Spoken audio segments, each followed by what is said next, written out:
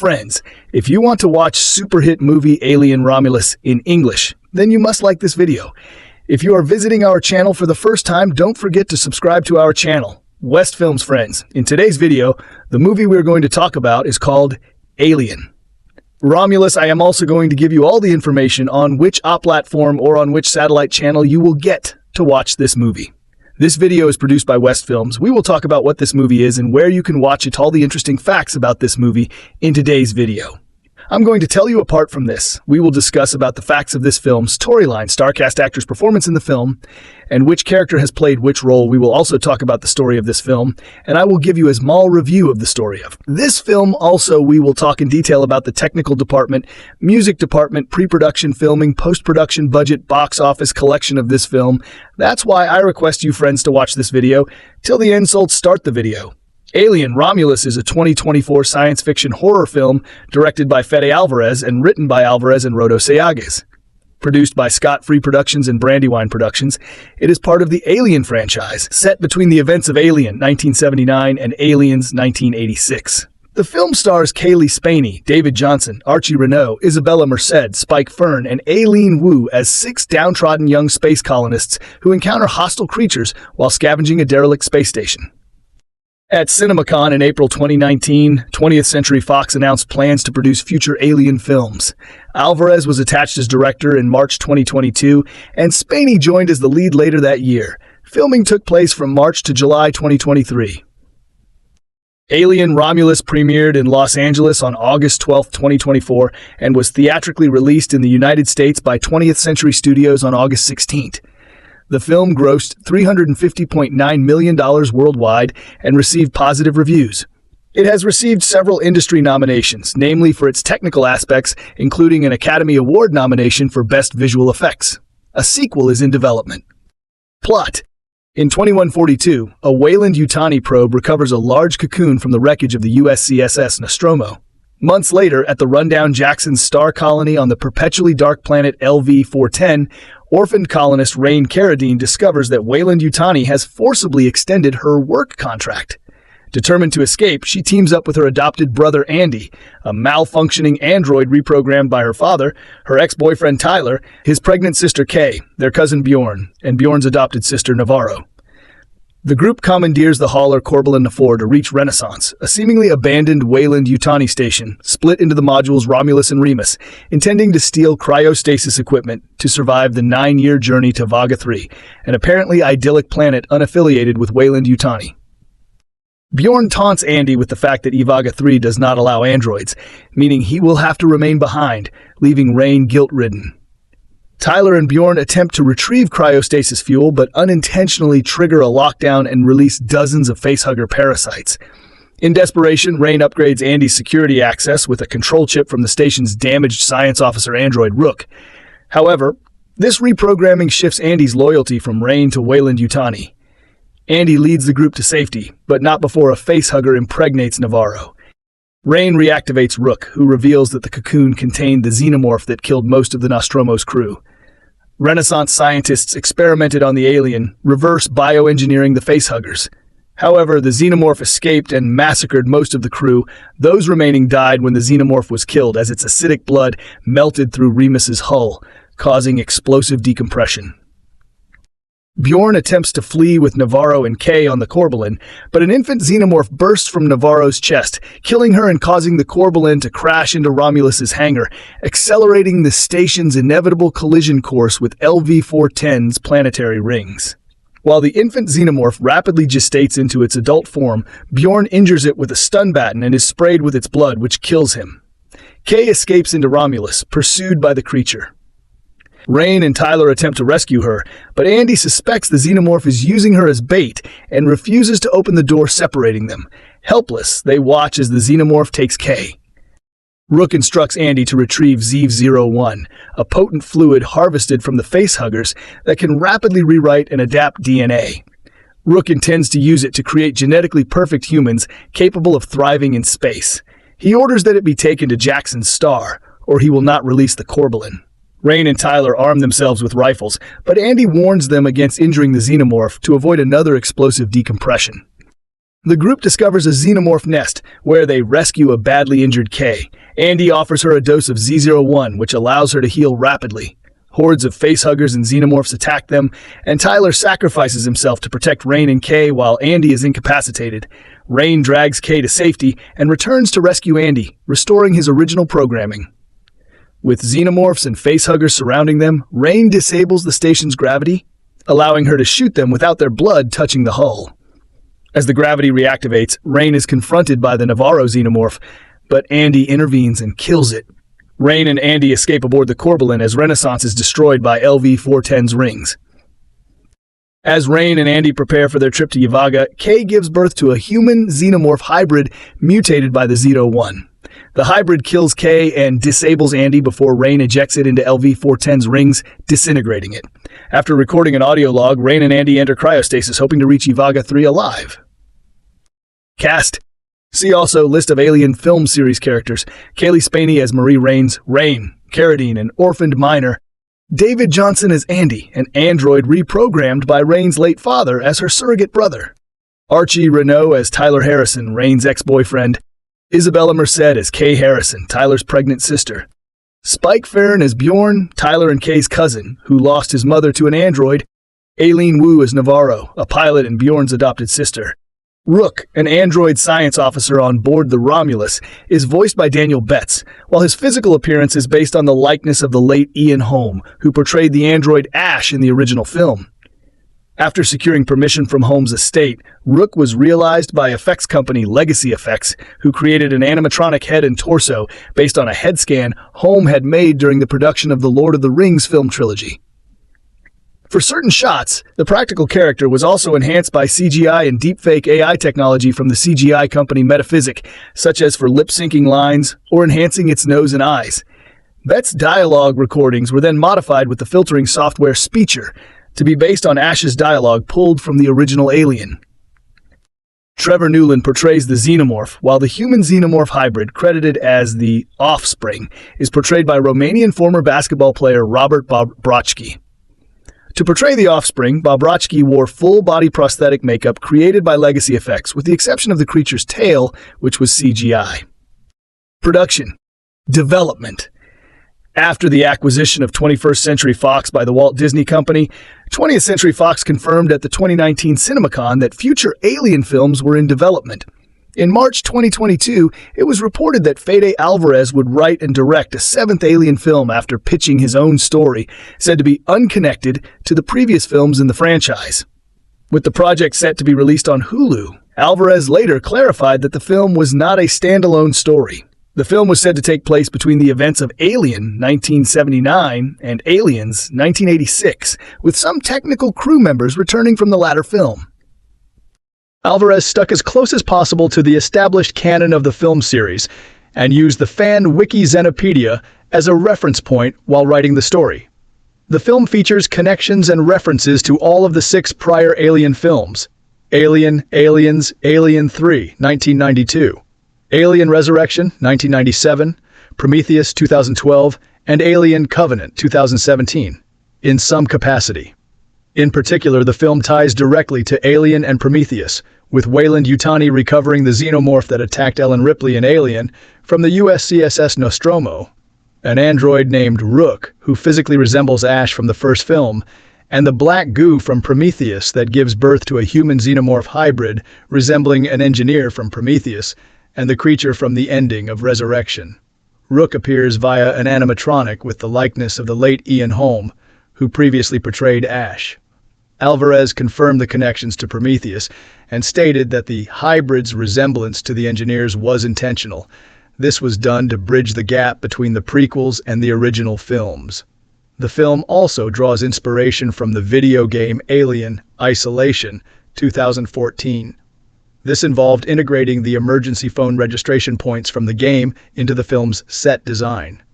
These phones, which functioned as save points in the game, served as Easter eggs that would foreshadow impending danger for the audience. The pregnancy of character Kay was inspired by Dina from The Last of Us Part 2, 2020, due to Álvarez playing the game while writing the film. His story centers on 3 pairs of siblings, whether blood relatives or found family. Casting. By November 2022, Cailee Spaeny had entered negotiations to star. In March 2023, Isabella Merced was set to co-star opposite Spaeny. Later that month, David Jonsson, Archie Renaux, Spike Fern, and Aileen Wu joined the cast. Renaux also auditioned for Jonsson's role and was secretly cast in December 2022, while Fern was cast in February 2023 after 2 quick self-tapes.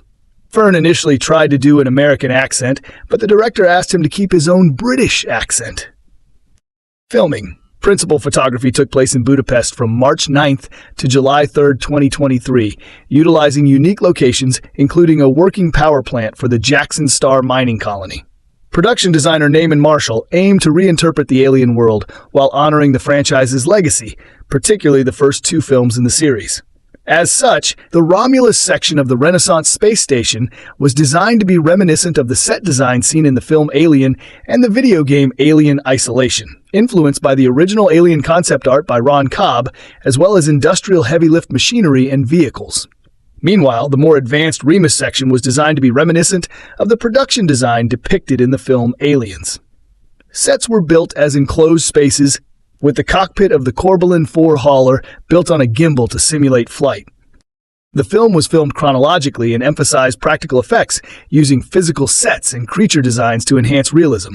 This approach focused on creating a tangible, immersive experience, contrasting with the heavier reliance on CGI in modern productions. To that end, effects companies Legacy Effects, Studio Gillis, and Weta Workshop created the film's practical adult xenomorphs, chestbursters, and facehuggers, respectively, and the production would alternate between using animatronics, rod puppets, or creature suits, depending on the amount of movement required for the shot. The xenomorph was made to more closely resemble H.R. Giger's original alien design from the first film, rather than designs from the sequels. However, the xenomorph's design was altered to feature serrated skin resembling that of a shark to give the impression that someone could be cut just by touching it. Film effects studios created the prosthetic makeup for the actors as well as the film's dead bodies, while a sequence showing time-lapse security footage of a rat being crushed and regenerated was stop-motion animation created by Phil Tippett. One notable design element is the pulse rifle, which merges features from the original Alien flamethrower and the Alien's pulse rifle. This hybrid design reflects the film's intent to blend elements from both films, creating something familiar yet new.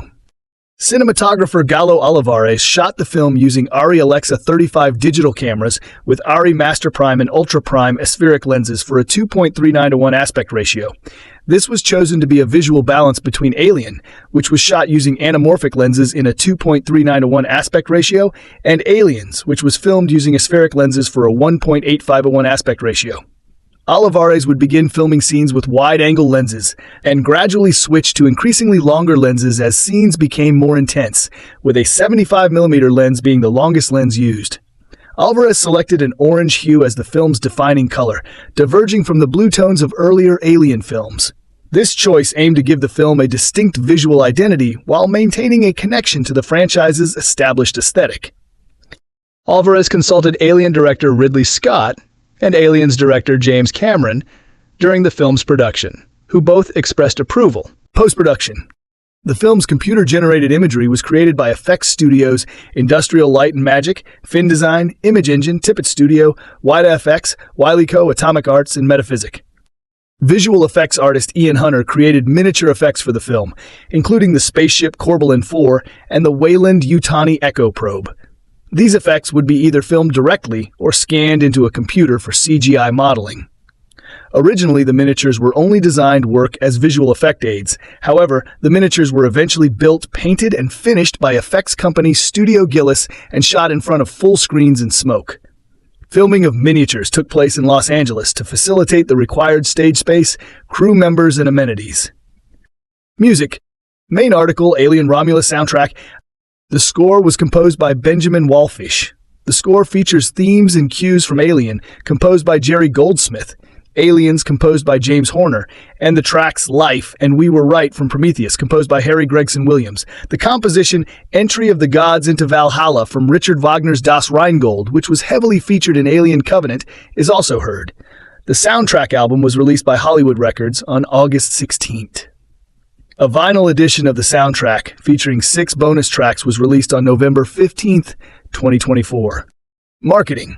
After early reviews found the third act to be divisive, Disney promptly created digital ads to generate buzz by urging audiences to watch the movie before hearing spoilers about the ending. The marketing was reliant on the legacy of the Alien brand, with the first trailer on March 20th amassing nearly 50 million views in 24 hours. Cinema partnerships offered customized food, beverage items, and life-size xenomorph statues, which were widely shared on social media. These products also included a popcorn bucket, part of a trend after Dune Part 2, see popcorn bucket meme, and Deadpool and Wolverine earlier in the year. The campaign also extended across Disney's platforms, with takeovers on ESPN SportsCenter, Alien marathons on FX, and prominent placement on Hulu and Disney+. Promotional tie-ins included limited edition Reebok X Aliens shoes, Alien-themed beer from Angel City Brewery, and cosmetics from Phoenix Rising.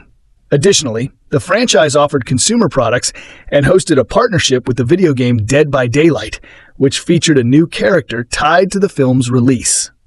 Marketing efforts capitalized on the franchise's legacy, according to Deadline Hollywood, with 52% of audiences polled by Screen Engine and ComScore PostTrack citing their love for the series as the main reason for watching the movie on opening weekend. Release: theatrical. Alien: Romulus was originally intended to be released directly on Hulu, but Walt Disney Studios Motion Pictures moved the film to a theatrical release shortly before filming commenced. The film held its world premiere in Los Angeles on August 12, 2024, and screened at the Edinburgh International Film Festival on August 15th for its British premiere. It was released by 20th Century Studios in the United States and United Kingdom the following day on August 16th. Home media: Alien: Romulus was released through digital download on October 15, 2024, and was released on Ultra HD Blu-ray, and DVD on December 3rd by Sony Pictures Home Entertainment. It includes deleted scenes and behind-the-scenes featurettes. The film also received a limited release on VHS on the same date, making it the first installment in the series to receive an official release on the format since Alien vs. Predator, 2004, as well as the first major Hollywood film to do so since 2006. The film ranked number 7 on iTunes and number 5 on Fandango at home for the week ending October 28, 2024. Alien: Romulus retained its number 1 position on both the Circana VideoScan sales chart, which tracks combined DVD and Blu-ray disc sales, and the dedicated Blu-ray disc sales chart for the week ending December 14, 2024. It also remained number 1 on the 4K disc chart. The film was the top-selling physical media title for December 2024, according to Circana's VideoScan. It spent 2 weeks at number 1 after its release on December 3, 2024. The film also topped the 4K disc chart and retained the number 1 spot on both the combined DVD and Blu-ray sales charts. Nielsen Media Research, which records streaming viewership on U.S. television screens, calculated that Alien: Romulus was watched for 325 million minutes from November 18 to 24, 2024. The streaming aggregator Reelgood, which tracks real-time data from 20 million U.S. users for original and acquired content across SVOD and AVOD services, reported that Alien: Romulus was the 3rd most streamed program from November 21 to 27, 2024. Reception. Box office. As of November 10, 2024, Alien: Romulus has grossed $105.3 million in the United States and Canada and $245.5 million in other territories for a worldwide total of $350.9 million. The film made $40 million from global IMAX, making it the highest-grossing horror film in the format. In the United States and Canada, Alien: Romulus was projected to gross $28-40 million in its opening weekend, with some estimates going as high as $45 to $55 million. The film made $18 million on its first day, including $6.5 million from Thursday night previews. It went on to debut to $42 million, topping the box office. The 3-day opening included an estimated 2.7 million admissions and was the second highest for the franchise and a record for director Fede Álvarez, beating the $26.4 million earned by 2016's Don't Breathe, and actress Cailee Spaeny, surpassing the $28.1 million earned by 2018's Pacific Rim Uprising. When asked about the biggest factors in watching the film, audiences polled by PostTrack listed the in-theater trailer 21%, online trailer 13%, and word of mouth 13%. In its second weekend, the film made $16.4 million, a drop of 61%, finishing behind holdover Deadpool and Wolverine. In just 2 weekends, the film became the second highest-grossing horror film in IMAX with $31.2 million, only behind Prometheus, $31.8 million. Outside the United States and Canada, the film made $68.1 million from international markets in its opening weekend for a global $110.1 million debut, which the New York Times listed as a success. Its international gross included $25.7 million from China, which Deadline Hollywood called an overperformance. It was the second highest grossing Hollywood film in China of the year with $110 million, behind Godzilla x Kong: The New Empire. Critical response. Alien. Romulus received positive reviews from critics. The review aggregator website Rotten Tomatoes reported that critics praised the film's striking visuals and claustrophobic terror with gory action and a formidable lead performance from Cailee Spaeny, calling it arguably the best installment since Aliens. On the website, 80% of 392 critics gave the film a positive review, with an average rating of 6.9/10. Its critics' consensus reads, honoring its nightmarish predecessors while chest-bursting at the seams with new frights of its own, Romulus injects some fresh acid blood into one of cinema's great horror franchises. According to Metacritic, the film received generally favorable reviews based on a weighted average score of 64 out of 100 from 57 critics. Audiences polled by CinemaScore gave the film an average grade of B+ on an A+ to F scale, while those surveyed by PostTrack gave it an 82% positive score, with 65% saying they would definitely recommend it. Jordan Hoffman of Entertainment Weekly praised the film's direction, design, and writing, calling it impressive, however, especially in how it looks like a new movie but is simpatico with the tech of the 1979 original, and deemed Spaeny the finest weapon in the arsenal, differentiating herself quite a bit from the doe-eyed characters she played in Civil War and Priscilla. Her petite nature may not scream action hero, but, as has long been established, in space, no one can hear you scream anyway. Owen Gleiberman of Variety called Alien Romulus one of the best Alien sequels. It delivers the slimy creep-out goods in a way that none of the last three Alien films have. He further wrote that Spaeny, with her clear eyes and serene resolve, makes her presence felt as Rain, the closest equivalent here to the fearless Ripley. James Mottram, in a 5-star review for NME, described the film as thrilling and scary, and coming close to the brilliance of Ridley Scott and James Cameron. He praised the production design, digital work, practical and visual effects, and the score. Mottram described the performance of Jonsson as Andy as a standout, a view shared by Clarice Laffrey, writing for The Independent. Mick LaSalle of the San Francisco Chronicle criticized the film, writing, "The first 45 minutes are boring beyond description. The script has the aliens waking up and falling asleep at the convenience of the screenwriters, not in a way that makes consistent sense. The foundational mistake came when someone said, 'Hey, let's make another Alien movie.' Newsflash, the Alien concept is dead. Leave it alone and leave poor Ian Holm out of it." David Ehrlich of IndieWire wrote, "The director would rather torture his cast than develop their characters. There's nothing inherently wrong with that trade-off, but Álvarez doesn't satisfy the first half of the equation well enough to justify his disregard for the second. High on jolts and low on more probing scares, Romulus isn't nearly inventive enough to forefront its slaughter at the expense of its soul."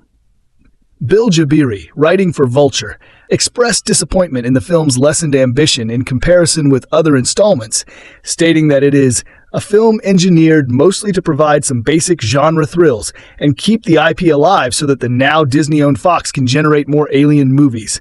Alien Romulus is diverting enough, but it's also instantly forgettable. Something I don't think I've ever said about any other Alien film, good or bad. Response to Rook's likeness of Ian Holm. The decision to digitally add the late Ian Holm for the character of Rook was widely criticized. Wendy Ide of The Guardian called it a queasily misguided choice that was ghoulish, exploitative, disrespectful, and unnecessary. In Slate, Sam Adams asked, "Why let the dead rest when there's IP, intellectual property, to be mined?"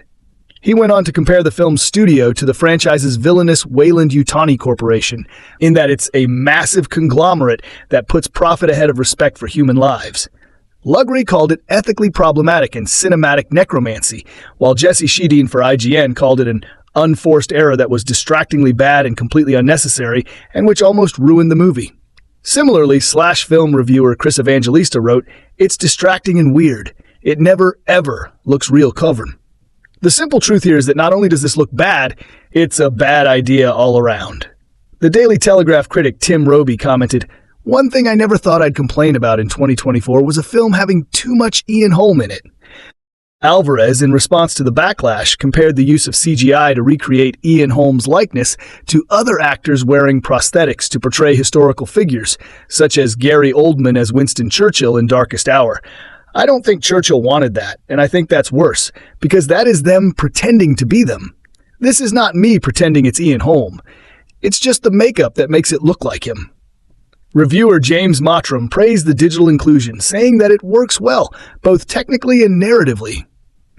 The visual effects used to recreate Holm, which were incomplete for the theatrical release due to time constraints in post-production, were updated and fixed for the home video release, with Álvarez saying, "I convinced the studio we need to spend the money and make sure we give the companies that were involved in making it the proper time to finish it and do it right. It's so much better."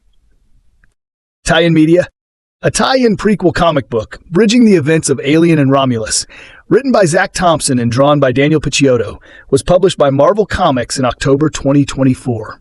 The one-shot explores the events that unfolded on the space station Renaissance, providing context for the alien encounter faced by Rain, Andy, and their crew aboard the deteriorated spacecraft.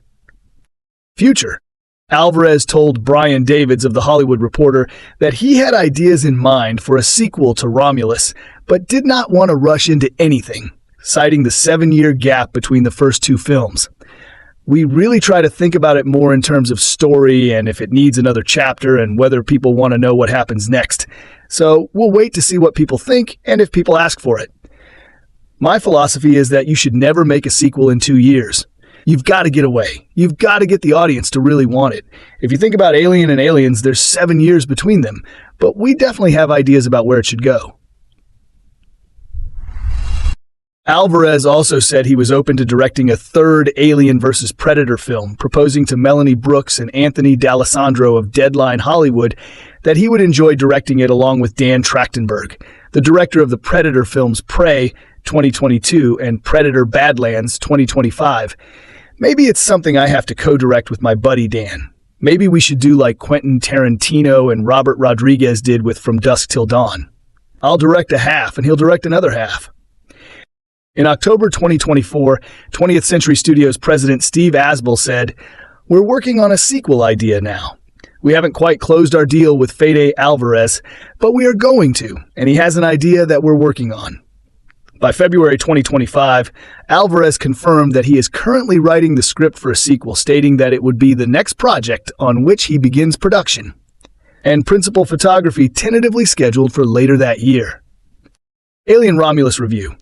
The DNA of the earliest Alien films is etched into this latest installment of the franchise as emphatically as a batch of caustic xenomorph blood searing its way into the hull of a spaceship.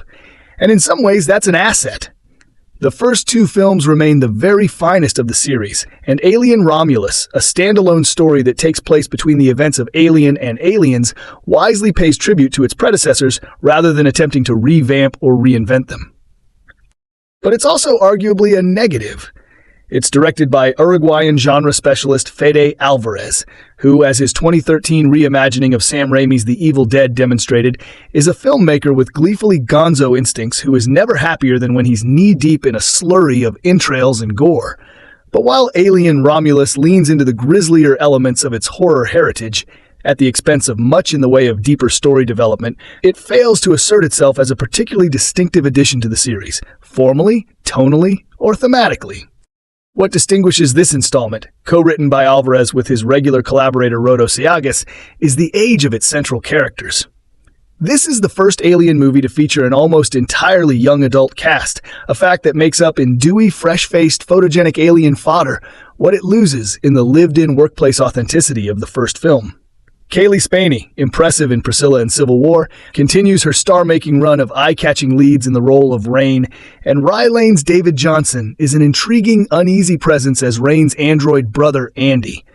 Those around them, however, are less precisely defined. It isn't hard to guess which faces are likely to get hugged and which torsos are about to be skewered.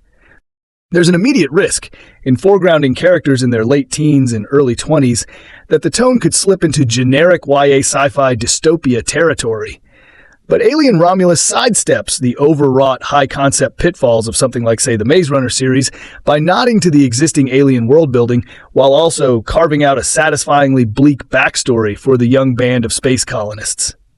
They are second-generation inhabitants of a hellish mining community on a planet that never sees the sun. The design team goes all out on murk, rusted metal, and despair in the creation of this dead-end future frontier town. Their parents are mostly dead, lost to mining accidents, lung disease, and one of the many pandemics that regularly sweep through the population. The workers are considered expendable by mine owner the Weyland-Yutani Corporation, thanks to a slavery-adjacent system of indentured labor that prevents the next generation from escaping the fate of their parents. It's no wonder the kids are so desperate to escape that they dream up a half-baked plan. Their aim is to commandeer a seemingly abandoned spaceship hovering ominously above the colony and pilot it to greener pastures, or at least a planet with daylight. Anyone remotely familiar with the Alien franchise will guess what unpleasantness awaits on the ship. Even so, the sheer gusto and graphic detail with which Álvarez sets about slaughtering the supporting cast is thrillingly gruesome. The taut set pieces are so dynamic, the tension so stickily uncomfortable, the sound design so jarring and full of screaming metal that you barely notice that the connective tissue between the action scenes strains to hold them together, and certainly doesn't stand up to in-depth scrutiny. Still, the jump scares land whether or not the story logic is shaky, and the tracheal-looking tunnels coated in gooey alien tissue make for a deliciously unsettling backdrop to the action. Ultimately, the main problem with Alien Romulus has nothing to do with the writing or execution. It's the decision to digitally recreate a now-deceased actor to restore a character from the original Alien. It's a queasily misguided choice, presumably intended to cement further the film's links to the original picture, but which instead feels ghoulish, exploitative, disrespectful, and unnecessary. When Ridley Scott released Prometheus and Alien Covenant, the main criticism levied against them essentially boiled down to that they didn't provide the same kind of sci-fi thrills as Alien and Aliens, two of the most beloved films of all time. Anyone who dislikes those films because they have too much philosophy and not enough acidic alien spit will be satisfied by Fede Álvarez's Alien Romulus, a movie with so many callbacks to the entire series. Even both Fincher's Alien 3 and William Gibson's unproduced script for that film have echoes here, as do the prequels, that they sometimes feel like extra weight on this movie spaceship. Luckily, Álvarez's skill with pace and use of setting, along with his obvious love for this series, keep Romulus afloat. It's fun, tense, and slimy. It's also nowhere near as ambitious as some of the films in this series deemed failures. We can't have everything. There's a definite sense that Álvarez is going back to the basics of Scott's first film, which is a good thing. Once again, we're introduced to a crew of interstellar blue-collar workers led by a heroine who we know will be forced to mine veins of courage in herself that she didn't know were there. In this case, it's Rain Carradine, Cailee Spaeny of Civil War, a woman who believes that she's reached her quota of hours in a mine on a planet that never gets sunshine, only to learn that the goalposts have been moved and she can't get off of it for nearly another decade. While mourning her murdered future with her friends, she discovers that they have a plan to raid a space station that they've discovered floating above the planet. Get on board, take the cryopods needed for the trip, and wake up in a new galaxy. What could go wrong? Weyland-Yutani always has a bad answer to that question. Rain is joined closely on this journey by Andy, David Jonsson of Rye Lane, a synthetic whose objective is to care for Rain like a brother, and she cares for him as much in reverse. Most of the Alien films have used androids to ask some of their thorniest moral questions, and that's the case again here in a number of twists that make Andy's choices, the ones that should be guided by programming instead of human emotion, into some of the most interesting of the film. Without spoiling anything, Andy's objective changes when the crew gets to the space station and everyone discovers they're not alone. Archie Renaux, Isabella Merced, Spike Fern, and Aileen Wu star as the other travelers who will learn what a facehugger is the hard way. Eschewing the complex narratives of the prequels, Romulus has an almost charmingly direct plot. 5 people in a synthetic find their way aboard a space station carrying some truly perfect killing machines and have to fight to escape. That's about it. The thin plot allows Álvarez and co-writer Rodo Sayagues to focus on world building and set pieces. The production design here by Naaman Marshall, who worked on The Dark Knight and The Prestige, is some of the best in a blockbuster sci-fi movie in a very long time. Like the original, there's a sense that the space these characters occupy isn't a sterile set, but a place that has been lived and died in before. It's hard to overstate the importance of that in a film like this. When we feel like the people in jeopardy are in real, three-dimensional places with histories of their own, we can feel like their plight is real too. Álvarez and his team have created a phenomenal setting on Romulus and Remus, the two halves of the space station on which almost all of this film takes place. It's not quite as brilliantly claustrophobic as the first film, but it's close enough and indicative of how much Álvarez understands about why that film remains a masterpiece. He also knows how to stage a sequence. It's hard to pick a fave here, whether it's the hallway run with an army of facehuggers, or the stunningly well-crafted elevator sequence, or the bonkers final scenes that are likely to be the most divisive aspect of this film. For me, the crazy twist, without spoiling, fits in the legacy of a series that has always had elements of body horror embedded in it, and I wish the film took more of those kinds of big swings before the final 15 minutes. Editor Jake Roberts, Hell or High Water, does phenomenal work here too, knowing exactly how to cut this film to amplify tension, and cinematographer Gallo Álvarez pays homage to past imagery from this series while also giving the film a sweaty, dark, foreboding visual palette of its own.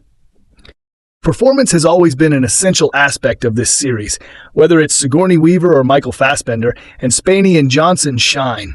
The star of Priscilla gives a very physical turn, allowing us to feel Rain's terror in subtle ways. She never resorts to histrionics, playing Rain like a person who has been forced to get the job done before and will do so again today. While Spaeny's work is likely to be underrated, people will almost certainly respond to the excellent turn by Jonsson, an actor who knows how to use his expressive face to maximum effect. Again, Andy has arguably the most notable arc here, and Jonsson nails every turn in it. With all of these great pieces of the Romulus puzzle, it's disappointing how often Álvarez and company felt like they had to go back to what could be called fan service, with lines and Easter eggs that feel overly calculated for our referential culture of late. One major connection to the first film that I won't spoil but will almost certainly be mocked on social media by the end of the weekend is a wild miscalculation. A bit of janky CGI that looks more like an AI-created character than anything tactile. In a film that so clearly values practical effects, it's jarring to experience a central aspect of it that is so clearly animated. There's no reason for this. The character could have been rendered differently, or at least an animatronic, without a level of CGI sheen that makes it look like something out of a Robert Zemeckis mocap movie. The first Alien is notoriously known as a haunted house movie in space. It's a single location with an alien instead of a ghost. At its best, Alien Romulus understands this, seeking to replicate all of the ingredients that go into this time-tested formula. We want to feel as trapped as the characters in a haunted house or on a spaceship, wondering how they could possibly escape a nightmare that's growing in intensity with each passing minute. And we do through most of the film. Honestly, it's so artistically connected to the films that came before in terms of its top-notch production quality that I think that's what makes the blatant callbacks more frustrating. It doesn't need them to be an Alien movie, maybe even the one people have wanted for almost 4 decades. Plot. Space colonizers come face to face with the most terrifying life form in the universe while scavenging the deep ends of a derelict space station. Review. I've been looking forward to Alien Romulus, as the trailers looked like it might be a return to form for the franchise, which hasn't had much luck with the past few entries. Thankfully, this is a vast improvement and is arguably the best Alien film since 1986. Directed by Fede Evil Dead Remake, Alien Romulus has some truly mind-blowing visuals and a real sense of scale. There is a creepy atmosphere right from the start, and this feels like a true sequel to the first film. Like previous movies in the franchise, it is slow burn in the first half, and takes a while before the actual xenomorphs show up, but it's worth the wait, and they are as terrifying as ever. There are some imaginative set pieces, including one involving gravity, and it has some wonderfully squirm, including moments of gore. Where the film falls down for me is the nostalgia bait. It references the earlier films just a little too much at times, with a line of dialogue that had the audience groan a little. Can no one come up with iconic lines anymore that they have to rehash the classics? I also found that aside from Rain and Andy, none of the characters were memorable or appealing, and no one will make the cultural impact that Ripley did. The music score includes some throwbacks to Jerry Goldsmith's iconic Alien soundtrack, while also adding some new creepy choral elements which help ratchet up the dread. In terms of action, it's really the second half where things pick up, and some weapons are found on the Romulus, so it's mostly shooting at xenomorphs and lots of things exploding. Overall, Alien Romulus is arguably the best Alien film since Aliens with some quality moments of gore, genuine scares, and imaginative set pieces. It could have done without the nostalgia bait and done more to stand on its own, which is a shame as this was very nearly amazing.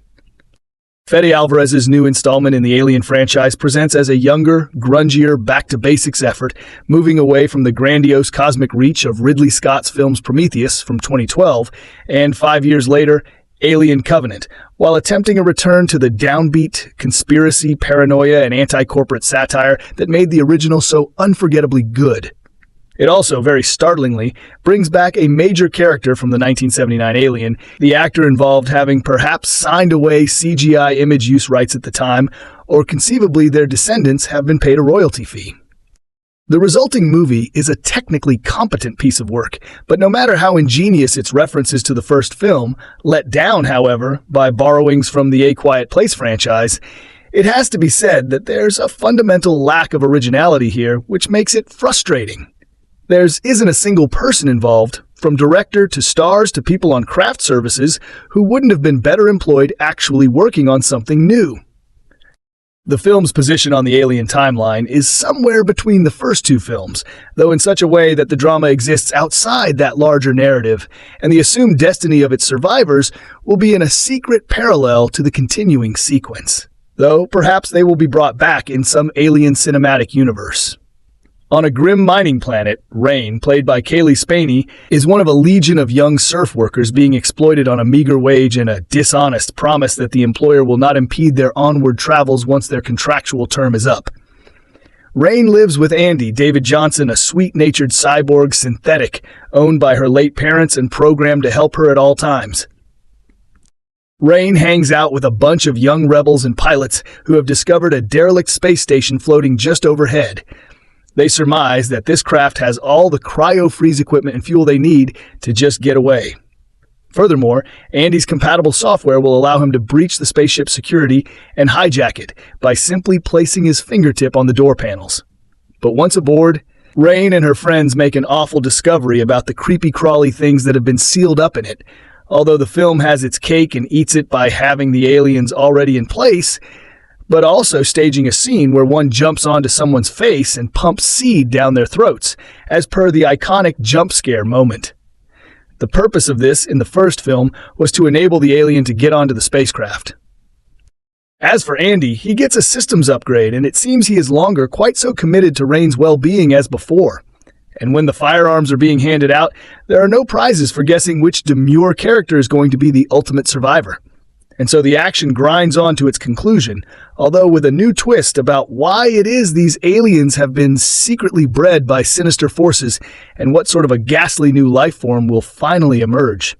Yet that, too, feels anticlimactic. It feels too obvious a paradox to say that Alien has become overfamiliar. Did we need another Alien film? There's now a contradiction built into the very idea of a new Alien sequel. Alien Romulus is the 7th entry in the franchise, and each time we line up for another one of them, even when it's as encrusted with mythology as Prometheus, the hope is that we'll get to experience a taste of the shock and awe that Alien achieved 45 years ago. Aliens in 1986 conjured enough of that sensation to register as a classic, and though Alien 3, 1992, is reviled by everyone in the known universe, including its director, David Fincher, I've always found in its maternal bad dream as art film way that it exerts a slow-burn queasy power. But starting with Alien Resurrection, it's never a good sign when a film's title sounds like a pitch to stockholders. The series has been running less on honest dread than on fumes of space beast nostalgia.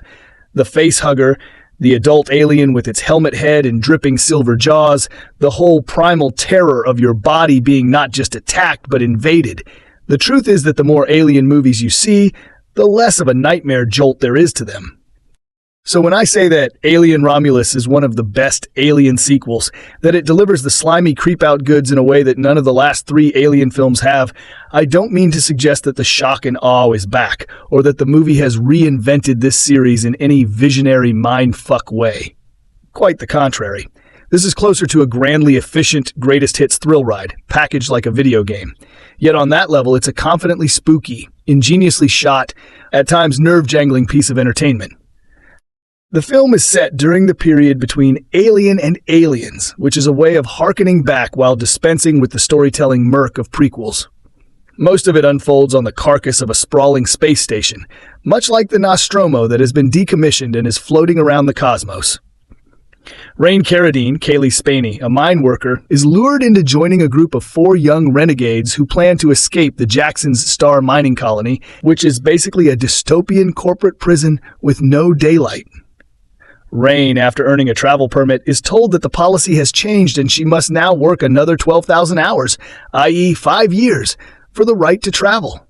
If she and her rebel brigade can reach the abandoned ship and restart it, and if there's enough fuel for 9 years of cryo-sleep, they can escape. The space station looks fascinatingly old-fashioned. Primitive computer graphics, a cooling system of backlit propeller fans, and it's not the only thing that does. So do the monsters. The director, Fede Álvarez, Don't Breathe, the Evil Dead remake, is a visually brash, dramatically pedestrian showman who stages the alien encounters with a welter of practical effects, which in this retro era tends to get some viewers as excited as a Gen X hipster cooing over his vinyl collection. Early on, several of the characters explore a passage deck flooded with water, where they encounter things thrashing around them. It's an army of face-huggers, who are now almost like old friends. At the screening I attended, rubbery models of them were passed out as PR items, sort of like Leatherface masks. They don't seem as powerful as they once did. I don't remember characters in Alien being able to just shake them off, but there is plenty of bony tentacled imagery, and one hugger fastens itself to a crew member, the close-cropped Navarro, Aileen Wu, who soon disgorges a writhing fetus with jaws. There are other elements there to remind us of Alien.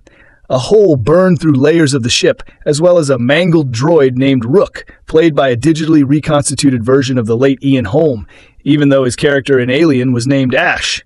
He looks a bit more svelte than you remember, as if he went on the AI diet. But seriously, if this is what the future of AI recreation looks like, it's more off-putting than auspicious. Holmes' monologue in Alien was one of the film's highlights, but Alien Romulus isn't a thriller where the characters pop in the same way. Several of them have off-puttingly indecipherable British accents, and it's not as if the script fills them in. But Priscilla's Cailee Spaeny, with her clear eyes and serene resolve, makes her presence felt as Rain, the closest equivalent here to the fearless Ripley. Rain has brought along a droid of her own named Andy, who tells bad jokes and whom she regards as a spiritual brother. He's played by David Jonsson, with a gentle-voiced ambiguity that's compelling. When he gets reprogrammed into a company stooge, we realize we miss the old Andy more than we do the characters who are being killed off. There's a disturbing half-formed alien that looks more vaginal than anything we've seen in the franchise, as well as an elevator shaft lined with the obsidian exoskeletons of live alien bodies. In a terrific sequence, set in an anti-gravity zone, Rain lays waste to this monster army with a mega machine gun, leaving yellow acid blood hanging in blotches in the air. But it's the final act of Alien Romulus that's designed to get audience eyes popping, a birth sequence that nods to Prometheus and ties the series together. Though what's best about it is simply the flair with which Álvarez stages a lone woman versus humanoid alien showdown. It's a sequence tense enough to grab you by the throat, if not the face. Alien Romulus is available now in a digital edition, complete with bonus features, ahead of its December 3rd release on DVD, Blu-ray, and 4K Ultra HD. The movie was a mixed bag for me, but your mileage may vary. I've long been a fan of the Alien franchise. I'm even one of those people who liked Alien 3, and I appreciated that one even more when I had a chance to check out the assembly cut. I thought the third one was a perfect way to cap a science fiction trilogy set in a future that was much more realistic than the one portrayed in Star Trek. But of course, we're now in an era where pretty much every successful genre film needs sequels, prequels, comic books, novels, and just about anything else to make some money from an enthusiastic fan base. When is Alien Land coming to Disneyland? And the thing with Alien movies is that they're kind of a one-trick pony. Every movie needs to have at least one xenomorph, and its cast of characters needs to be whittled down until there's only one person left for the final boss battle. I still love the franchise's story world, though. Like I said, it's a much more realistic glimpse into the future. I'd be all in on alien movies set in that world, but not having to include one or more xenoproofs. I guess Prometheus might count, but it's been a long time since I watched that one. But yeah, that's never going to happen. Side note, that's why I love Star Wars. You can tell pretty much any kind of story in that franchise, even one that never features a lightsaber, let alone a Jedi Knight and/or Sith. Which brings me to Alien Romulus, which I was on board with, despite a few bumps here and there, until the end. That aforementioned final boss battle just did not sit well with me. I won't spoil anything, but let's just say I experienced the same feeling I had during the third act of Alien Resurrection. But let's start at the beginning, which is oh so full of promise. 20 years after the events of the first Alien movie, Rain, Cailee Spaeny, is an orphaned miner in the colony Jackson's Star, where she lives with Andy, a, shall we say, quirky android who was programmed by her father to be a brother to her. Rain dreams of leaving her dreary existence, but it's clear that in the future, corporations will be just as malevolent as they are today, and she finds herself stuck in a life of indentured servitude. However, her friends have a plan to get off the planet and travel to Yavaga, which promises a fresh start for all of them. They just need an android to help them steal some cryostasis chambers from a derelict space station so they can sleep during the 9 years it will take to get to that new planet. Rain brings Andy along, although she has reservations about how he will be treated, especially when she learns that a member of their group lost his mother after an android made a calculated decision that killed her but spared many others. Unsurprisingly, said derelict space station harbors a nasty secret in the form of xenomorphs that ran amok after Weyland-Yutani scientists located the one that Ripley shot into space and brought it there. Yes, it was part of a bioweapon project, and we get plenty of exposition delivered by an android named Rook that looks just like Ash from the first film. I thought that part was completely CGI. But apparently they built an animatronic head based on Ian Holmes' likeness and used CGI to help with facial features. You can probably guess the rest of the plot from there. I appreciated the fact that the character's goal wasn't to kill the xenomorphs, but rather to simply escape with the cryostasis chambers. There's a ticking clock in the form of the space station's imminent collision with the rings around the planet, which helps add to the narrative tension. The atmosphere is appropriately creepy, which is right in line with the first 4 movies, although there are a few plot points that don't make a lot of sense. The biggest head-scratcher for me was the seeming ease with which the characters infiltrate the space station. Wouldn't the powers that be at Weyland-Yutani have put some kind of quarantine around it, given what happened? There's also been a lot of chatter online about the reuse of certain lines of dialogue from the previous movies, which director Fede Álvarez said was meant to be Easter eggs for fans. For the most part, I didn't mind that, although the borrowed dialogue used to punctuate a major moment for Andy ended up undercutting the power of that scene. Alien Romulus features a couple of inspired, intense sequences laced with arachnophobic terror. Early in the film, a ragtag crew of blue-collar miners move through a room filled with spider-like facehuggers. They learn that the sightless ovipositors cannot sense them with the heat turned up, so they raise the temperature and move silently through a room teeming with the things, trying desperately not to call attention to themselves. A moment later, the jig is up, and the skittering creatures dart across the floor in a frantic cluster, chasing after our heroes in a breathless race down a hallway that had me writhing in my seat. These moments and several other bravado sequences almost establish this 9th entry as one of the best in the Alien franchise. But director and co-writer Fede Álvarez spoils most of the goodwill one might have for his movie with a series of unsubtle callbacks, ill-advised plot developments, and a general sense that the filmmakers were trying to make a compendium of greatest hits from the series with the latest installment instead of taking the franchise in a new direction. The result is a profoundly frustrating film, given that it has hints of greatness, but ultimately disappoints. By the end, Romulus tested my patience with its genetic engineering storyline and over-reliance on sampling moments and dialogue from nearly all the Alien films that came before. For over 30 years, the floundering Alien franchise has struggled to live up to Ridley Scott's Alien, 1979, and James Cameron's Aliens, 1986. The sequels, spin-offs, and offshoots to follow had their charms. Still, none of the subsequent entries have delivered the sort of genre landmarks of the first two, from David Fincher's visually bold but ultimately disowned Alien 3, 1992. To Jean-Pierre Jeunet's embarrassingly goofy 1997 sequel, and from the bottomless lows of the Alien vs. Predator movies to Scott's lustrous but unsatisfying late-career contributions with his Prometheus 2012 and Alien Covenant 2017 branches.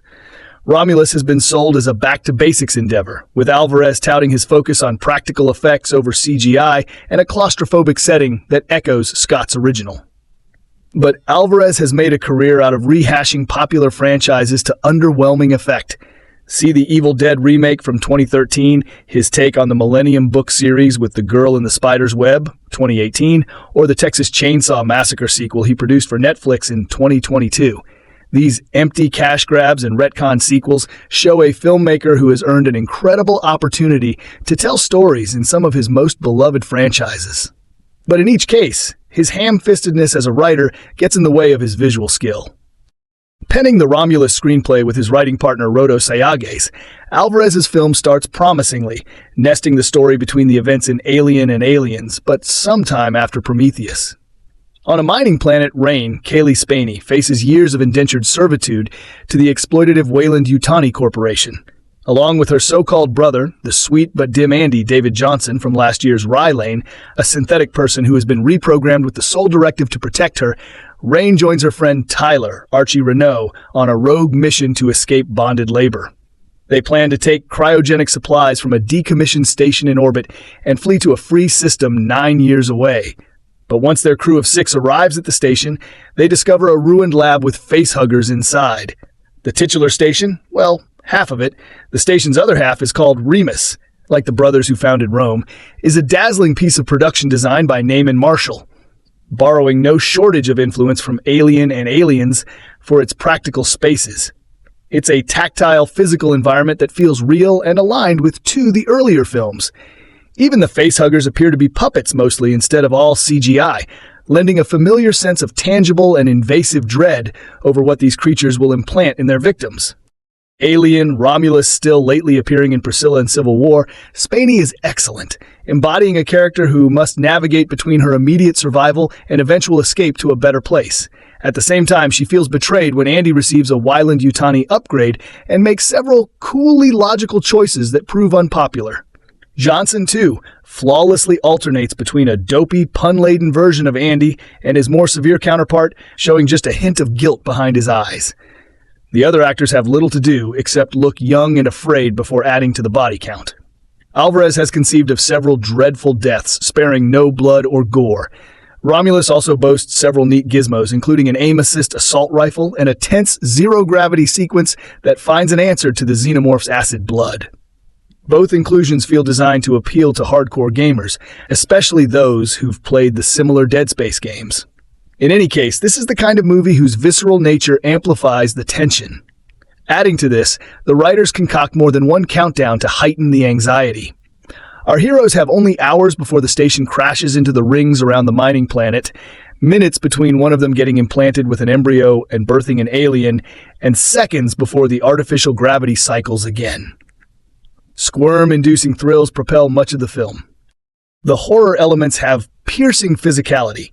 Álvarez and Sayagues understand that part of what makes the xenomorph's biology so terrifying is the audience's anxiety over physical violations, oral penetration, unwanted impregnation, and forced motherhood. The original concept behind the xenomorph preyed on these deep-seated and sometimes unconscious fears about the body among both men and women in the audience through invasive imagery created by artist H.R. Giger. Whereas Alien seemed to tap into the Freudian fear of castration more with its largely male cast, Romulus exploits a decidedly relevant fear among women losing control over their bodies in a post-Roe era. Beyond the facehugger serving as a kind of rapist monster that implants its seed inside its host, the film is armed with 2 horrific birthing scenes. One features an adult xenomorph emerging from a distinctly vaginal cocoon that brought Men 2022 to mind. The other involves a woman giving an unnatural vaginal birth to a hybrid creature. In a strange development, Romulus is the second 20th Century Studios feature this year to include a nasty birth sequence after The First Omen. It's all presented with incredible skill. The cinematography by Gallo Álvarez moves with clarity and visual nods to the earlier films. The music by Benjamin Wallfisch is propulsive. When the filmmakers use CGI, it's sparingly, and it looks good. And while the film's scares remain sharp reminders that the Alien series hasn't lost its potential to shock, the film gradually chipped away at my admiration as the narrative turned into more storylines involving DNA experimentation, where this series went off the rails with Alien Resurrection, 1997. Here, signs that Álvarez has headed down the wrong path start with the appearance of a CGI character based on the late Ian Holmes Ash from Alien. Named Rook, the character, bisected in a manner recalling Bishop, the synthetic person from Aliens, has Holmes' likeness and even says Ash's distinct lines from the 1979 original. I can't lie about your chances, but you have my sympathies. The result, straight from the uncanny valley, looks wrong somehow, like an unconvincing deep fake. Worse, the digital character doesn't make just a brief appearance. He's a villainous fixture, driving the most inane aspects of the plot. Bent on giving humanity an upgrade, Rook is this movie's version of Michael Fassbender's David, the android with a god complex from Prometheus and Covenant. Rook even wants to use the primordial ooze from those films to propel his scheme. Inevitably, this leads to Álvarez borrowing an idea from the abortive resurrection with a silly human-alien thing that forced me to wonder, isn't the xenomorph fearsome enough? Facehuggers, chest-bursters, and double-jawed drones. What more, besides maybe the queen from Aliens, does anyone need? A lot, apparently. Quite bafflingly, this series has been obsessed with rethinking Giger's original, elegant, and iconic design, creating variations and genetically engineered aberrations, each more ridiculous and forgettable than the last. But the original concept was chilling enough without clones, gene splicing, or wrong-looking mutations. Its polymorphic life cycle earned its place in the collective nightmares of viewers. However, the various genetic freak offshoots conjure little else besides disappointment, disdain, and unintentional laughter. The 100-proof horror Álvarez delivers in the first half of the art. Romulus demonstrates that the series is frightening enough without clunky mutations, and whenever they appear in the series, it's a creative low. But after the film's inspired beginning, Álvarez gradually reveals that what he's made is little more than a piece of fan fiction, complete with repurposed classic lines such as, "Get away from her, you bitch!" Some will cheer with recognition at this. I groaned. The sheer number of Easter eggs, references, and parallels to the earlier films are cheap and pandering. Maybe I'm being too precious about the originals, but sequels, retconned like this one or otherwise, take the laziest possible approach by constantly reminding viewers of what they loved about the preceding movies. Had Romulus maintained its simple escape narrative established early on, this may have been a ride worth taking. It's unquestionably a well-assembled production made by a skilled filmmaker, but Álvarez's fandom is greater than his storytelling is strong, leaving Romulus an admirably made but unsatisfying experience. Jonsson shined the star of Priscilla gives a very physical turn, allowing us to feel Rain's terror in subtle ways she never resorts to. Histrionics playing Rain like a person who has been forced to get the job done before and will do so again today, while SP's work is likely to be underrated. People will almost certainly respond to the excellent turn by Jonsson, an actor who knows how to use his excessive face to maximum effect again, and he has arguably the most notable arc here, and Jonsson nails every turn in it. With all of these great pieces of the Romulus puzzle, it's disappointing how often Álvarez and company felt like they had to go back to what could be called fan service with lines and Easter eggs that feel overly calculated for our referential culture of late one major connection to the first film that I won't spoil but will almost certainly be Mo on social media by the end of the weekend is a wild miscalculation a bit of janky CGI that looks more like an AI-created character than anything tactile. In a film that so clearly values practical effects, it's jarring to experience a central aspect of it that is so clearly animated. There's no reason for this. The character could have been rendered differently, or at least an animatronic without a level of CGI sheen that makes it look like something out of a Robert Zemeckis MO-Cap movie. The first, Alien, is notoriously known as a haunted house movie in space. It's a single location with an alien instead of a ghost, at its best Alien Romulus. understands this, seeking to replicate all of the ingredients that go into this time-tested formula. We want to feel as trapped as the characters in a haunted house or on a spaceship, wondering how they could possibly escape a nightmare that's growing in intensity with each passing minute. And we do through most of the film. Honestly, it's so artistically connected to the films that came before in terms of its top-notch production quality that I think that's what makes the blatant callbacks more frustrating. It doesn't need them to be an Alien movie. Maybe even the one people have wanted for almost 4 decades on the surface.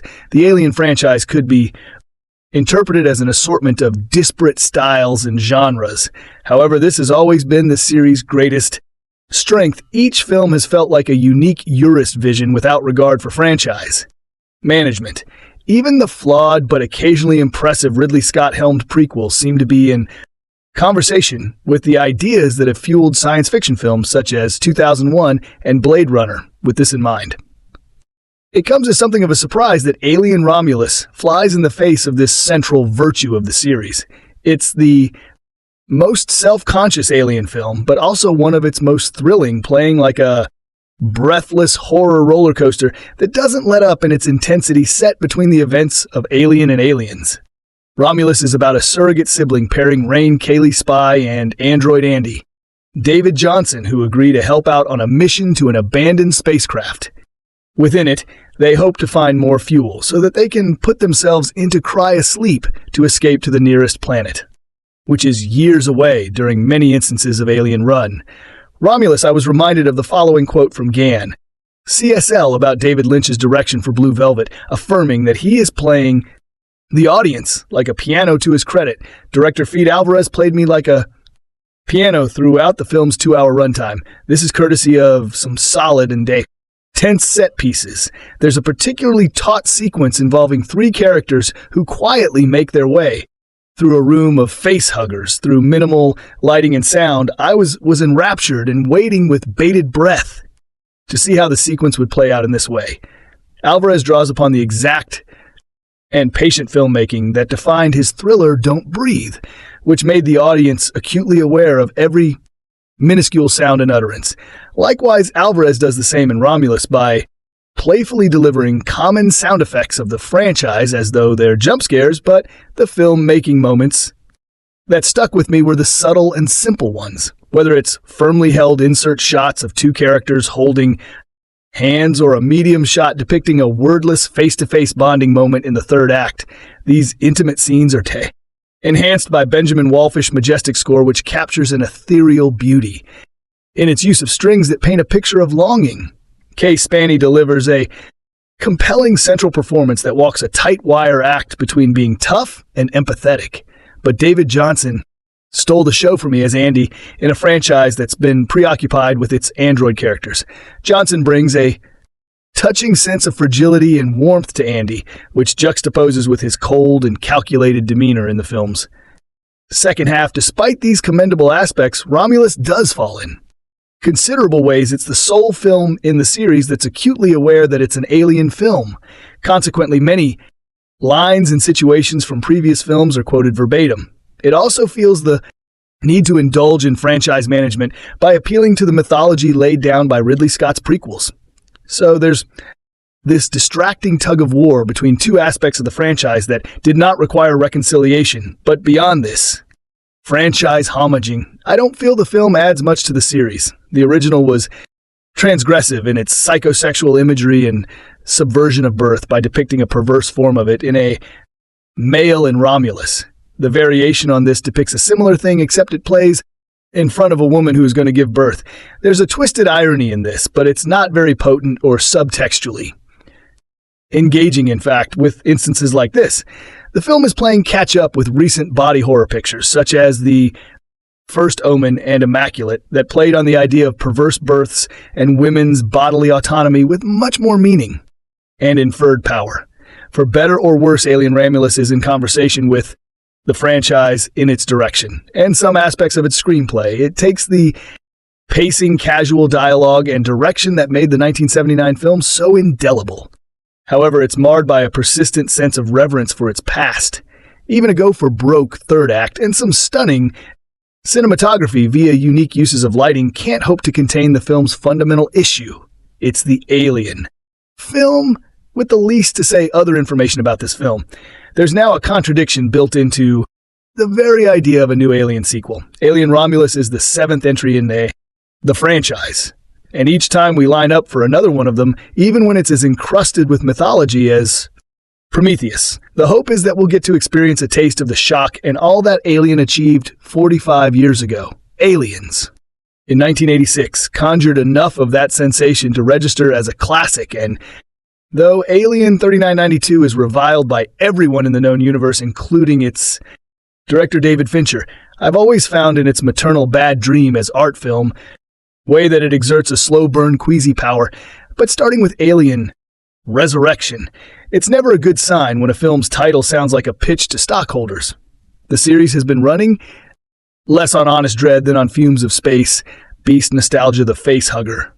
The adult felt alien with its helmet head and dripping silver jaws, the whole primal terror of your body being not just attacked, but invaded. The truth is that the more Alien movies you see, the less of a nightmare jolt there is to them. So when I say that Alien Romulus is one of the best Alien sequels, that it delivers the slimy creep-out goods in a way that none of the last 3 Alien films have, I don't mean to suggest that the shock and awe is back, or that the movie has reinvented this series in any visionary mind. Quite the contrary. This is closer to a grandly efficient greatest hits thrill ride, packaged like a video game. Yet on that level, it's a confidently spooky, ingeniously shot at times, nerve-jangling piece of entertainment. The film is set during the period between Alien and Aliens, which is a way of hearkening back while dispensing with the storytelling. MC of prequels, most of it unfolds on the carcass of a sprawling space station, much like the Nostromo that has been decommissioned and is floating around the cosmos. Cailee Spaeny, a mine worker, is lured into joining a group of 4 young renegades who plan to escape the Jackson Star mining colony, which is basically a dystopian corporate prison with no daylight reign. After earning an travel permit, is told that the policy has changed and she must now work another 12,000 hours, that is 5 years, for the right to travel. If she and her rebel brigade can reach the abandoned ship and restart it, and if there's enough fuel for 9 years of cryosleep, they can escape the space station. Looks fascinatingly old-fashioned primitive computer graphics, a cooling system of backlit propeller fans. And it's not the only thing that does. So do the monsters of director Fede Álvarez don't breathe.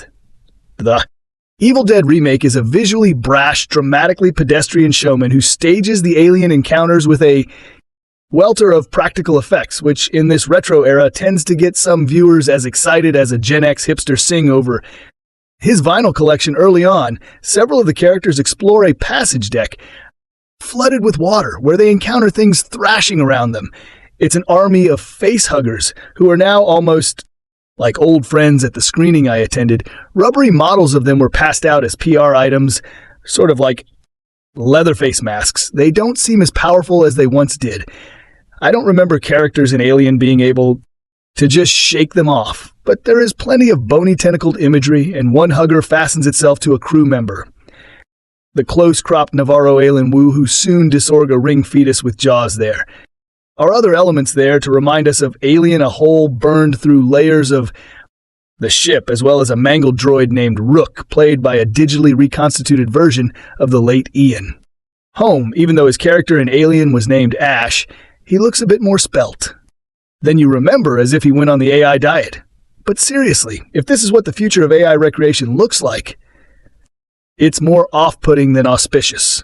Holmes' monologue in Alien was one of the film's highlights, but Alien Romulus isn't a thriller where the characters pop in the same way. Several of them have off-puttingly decipherable British accents, and it's not as if the script fills them in, but Priscilla's K-Spy, with her clear eyes and serene resolve, makes her presence felt as Rain, the closest equivalent here to the Fearless. Ripley Rain has brought along a droid of her own named Andy, who tells bad jokes, and whom she regards as a spiritual brother. He's played by David Jonsson, with a gentle-voiced ambiguity that's compelling. When he gets reprogrammed into a company huge, we realize we miss the old Andy more than we do the characters who are being killed off. There's a disturbing, half-formed alien that looks more vaginal than anything we've seen in the franchise, as well as an elevator shaft lined with the obsidian exoskeletons of live alien bodies in a terrific sequence set in an immense anti-gravity zone. Rain lays waste to this monster army with a mega machine gun, leaving yellow acid blood hanging in blotches in the air. But it's the final act of Alien Romulus that's designed to get audience eyes popping. A birth sequence that nods to Prometheus and ties the series together, though. What's best about it is simply the flair with which Álvarez stages a lone woman versus humanoid alien showdown. It's a sequence tense enough to grab you by the throat, if not the face. I started this review in a fashion that seemed appropriate in the roar of air conditioning, the crackle of headphones, the rattle of old roads in a late-night bus, the laptop an older piece one held together with electrical tape and software itself is out of date, possibly older than some of the other passengers. Much like another return to a foundational science-fictional text, The Force Awakens. I was thinking about the film before I had seen it, and writing then too, the faded technical aesthetic. That is one of the keys to unlocking Alien's haunted house. Isn't unique to that film or that French. Other work by Ridley Scott maintains that sense of futures gone to seed of the ripple of Kipple, a tide of weather, and where across the sands of time, while works like Prometheus attempted to marry newer visions and ways of seeing to a vibe, a feeling. I don't think they succeeded. Indeed, the closest filmic tone that came to repeating was not its own AX'd, but that of Dune. The elements of Lawrence of Arabia decayed to produce something new, if not harmful, having seen it now and writing on a different even later. But I find myself conflicted. I think it fair to have written most of the two preceding paragraphs beforehand because they're about weight of expectation. What has gone before, film has a habit of trailing genres behind it. Categories formed in the wake of successes. These are often stories or forms thereof that have been previously told but reach a certain point that's thereafter associated with them. Alien is one, even if it's a subset of the monster movie, your Rashawn, your John Wick. And among them what I would call a Skyfall, a new story within a franchise.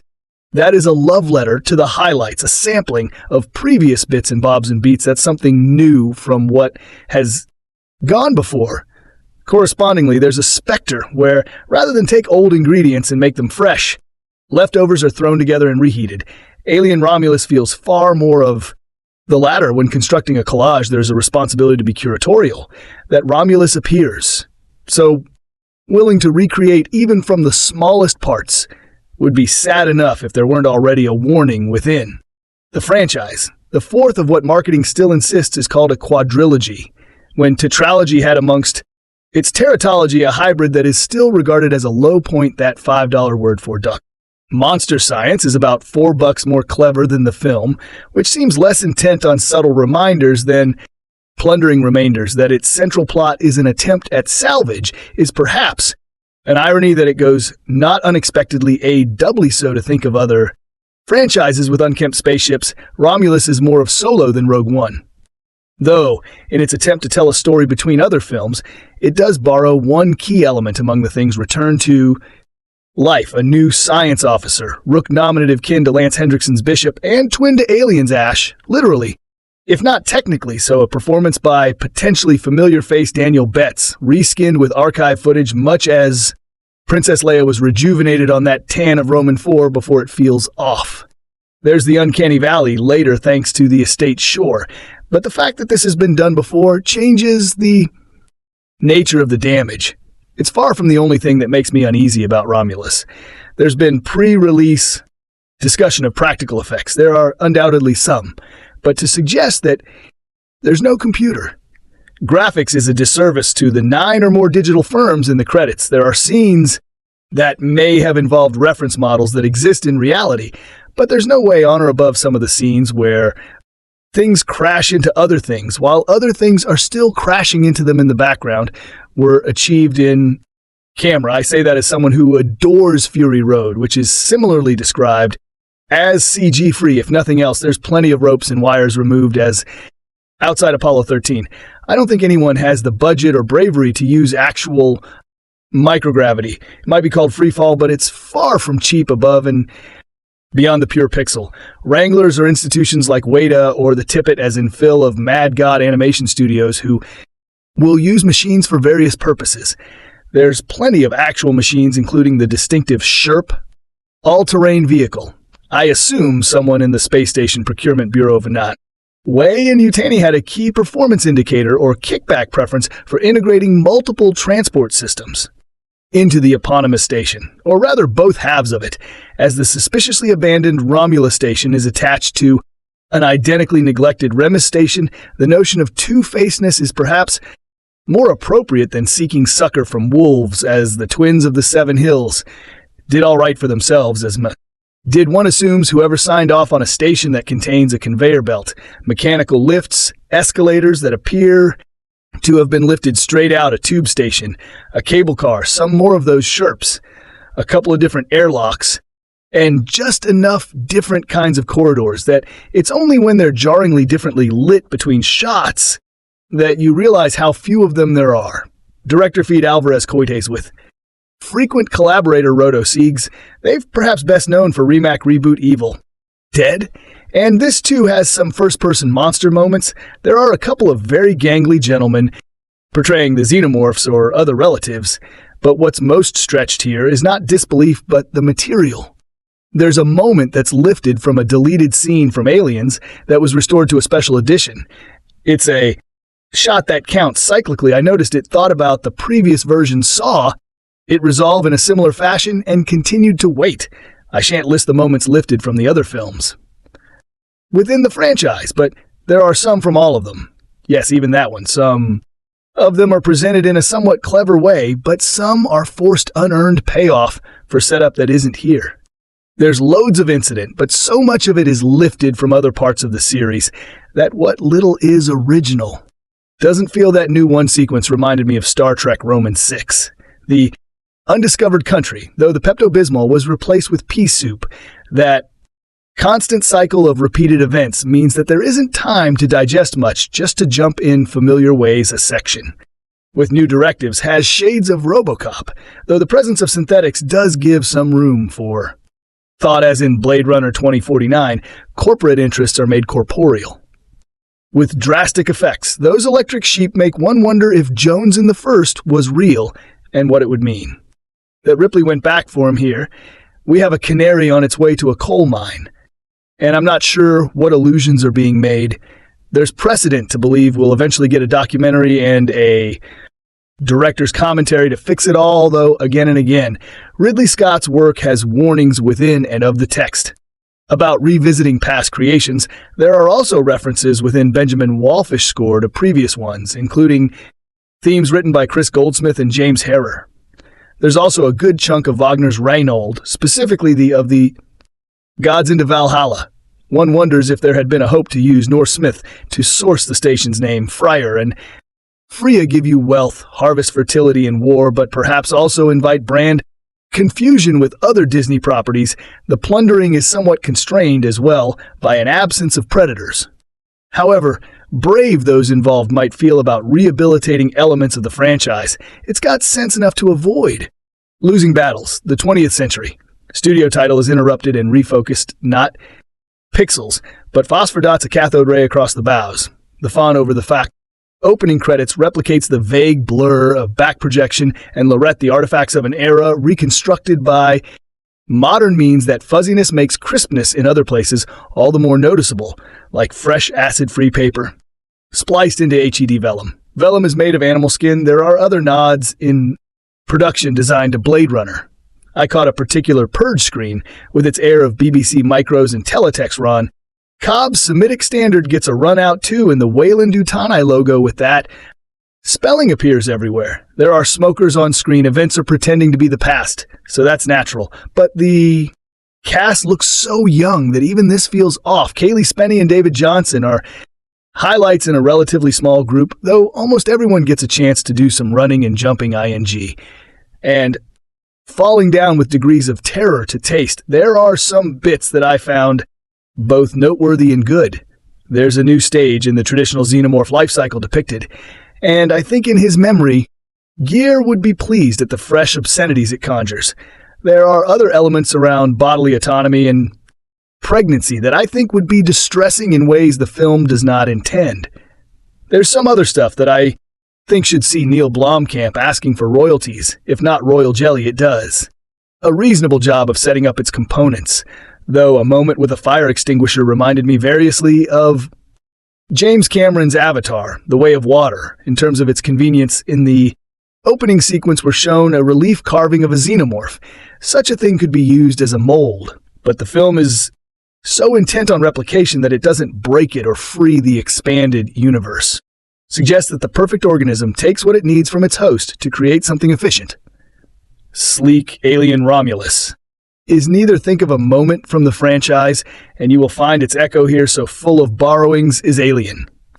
Romulus, that there isn't room to hear you scream. Perhaps the most indicative is the name of this ship taking its name from another character in Joseph Conrad's Nostromo.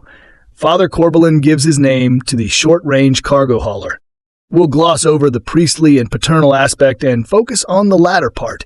Its etymology is from basket, and it'd be unkind to call this a case, but it isn't as well woven as one would hope. Positive elements. The inhuman conditions we see on the colony have made many of its workers a little less than human, at least emotionally and spiritually themselves, and perhaps it's telling that the nicest, gentlest person we see is the synthetic Andy, as long as Anne's endowed with his prime directive, do what's best.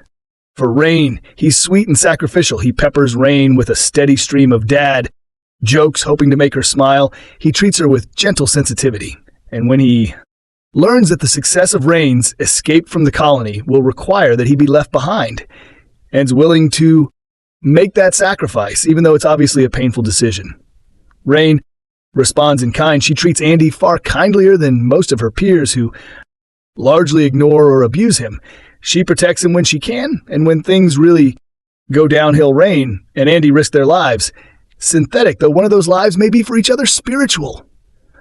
Elements. Navarro, the mining hauler's pilot, clutches a ring and seems to say a prayer before their flight to the space station. We hear a reference to Prometheus, a titan from Greek mythology, and a callback to the 2012 alien film Prometheus. This film also references Remes and Romulus, the demigods from Roman mythology who allegedly founded Rome. We're told that humankind must be genetically improved, and by human hand. We simply cannot wait for evolution anymore. Sexual content on the colony. Rain suffers a bunch of lewd catcalls, with at least one offering to show her a good time. She seems to have a kind of sort of love interest in a guy named Tyler, though their relationship seems to be either at its awkward beginning stages or weary later stages. Tyler's sister and Rain's best friend Kay confesses that she's pregnant when Kay asks about the father. Kay simply says that it was just some guy whom she describes with a crash profanity. The creatures in the Alien movies were designed and inspired by Swiss artist H.R. Gier, whose work incorporates veiled but that graphic sexual imagery. The xenomorph, as Giger alien creatures are called, comes with plenty of bits designed to remind us of sexual organs, and a cocoon in which a xenomorph is growing looks an awful lot like a female reproductive organ. Violent content. The xenomorphs' death sex vibe discussed above make the violence we see in the Alien movies even more jarring. It's meant to feel, perhaps subconsciously, like more than just a lethal struggle for supremacy. It takes on the horrific hint of sexual assault. Maybe it's telling that almost all the movies feature female protagonists. But even setting aside those elements, we've got plenty to worry about here. I hate to write this for fear it could be used to draw people to the movie, but Romulus just might be the most grotesque alien movie yet. We see scads, a facehugger spider-like aliens that cover their victim's face, insert a huge proboscis down the throat, and essentially plant an alien embryo inside the victim's chest. They try to latch onto several people, and they succeed in one case, wrapping a tail around the victim's neck. And naturally, when someone tries to remove the facehugger, the creature begins choking its human host. That's just the beginning of the trouble, though. Inevitably, the embryo bursts from the victim's chest in a spray of blood, and quickly skedaddles, eager to grow to a truly terrifying size. We should make note of two of the xenomorph's best-known properties: the creature jaw within a jaw, and its acid blood. Both find time in the spotlight here. One victim is quickly killed by the jaw, while acid eats at another, drop by drop, some of the acid. dissolves a couple of his fingers down to the bone, spiky tails, and talons do some bloody work here too. The space station features evidence of the aliens' earlier bloody work. Corpses litter certain scenes, often missing their lower halves. One man hangs in a room, the back of his skull eaten away. A portion of the station features several corpses and one still living unfortunate soul attached to the creature's organic hive walls. Synthetic humans bleed white fluid, and bleed. They do. One synth has been torn in. 2. The torso's lower half features loads of rope-like synthetic organs and gore, and his face is marred by that. White fluid. Aliens naturally die by the bushel. We learn that scientists aboard the space station were conducting some pretty disturbing experiments to improve Earth-born life. We see film footage of a rat in the throes of violent change, the huge, misshapen corpse of an animal. Perhaps that same rat is later seen. A bed is spattered with blood. Characters fall from some extreme heights. Gravity generators cause their share of bumps and bruises as they turn off and on. Spacecraft crash and occasionally EXP explode. A painting aboard the space station depicts a baby trying to suckle from the breast of a corpse, presumably the baby's mother, and from the brief glimpse we get, it looks as if the child is trying to devour the woman's breast. That painting proves to be a bit of foreshadowing. As mentioned, the alien movies have always come with a disturbing undercurrent of sexual violence, but this film finds another taboo to explore: birth and motherhood. A character gives birth to a monstrous alien-human hybrid.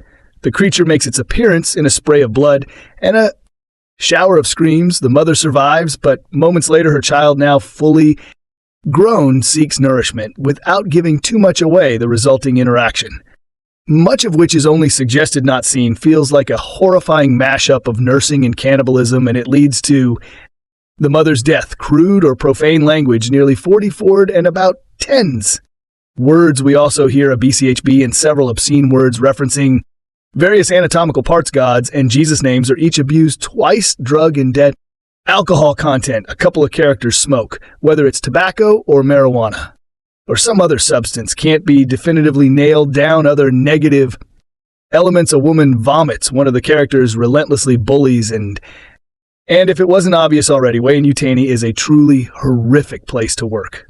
Conclusion: the Alien franchise has had a long and uneven history.